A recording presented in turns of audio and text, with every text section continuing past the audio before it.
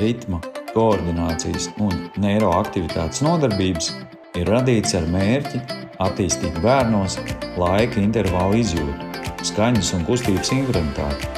Šīs nodarbības tiešā veidā attīsta smadzeņu darbību, uzlabojot kognitīvās un arī motorās funkcijas, kur kombinējot dažādu fizisku uzdevumu un ritmisku vingrinājumu kopumu, sasaista mūziku vai atsevišķas skaņas ar ķermeņa kustību. Nodarbībās izmanto precīzus ritmu un tempu uzdevumus, kā arī īpaši atlasīts neiroaktivitātes vingrinājumus.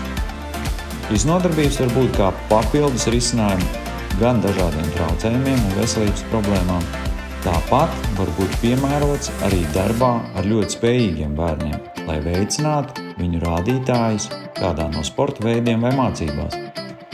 Šajā gadījumā nodarbības kalpo kā neiroaktivators, veidojot jaunus neironu savienojumus un uzlabojot bērnu smadzeņu darbību.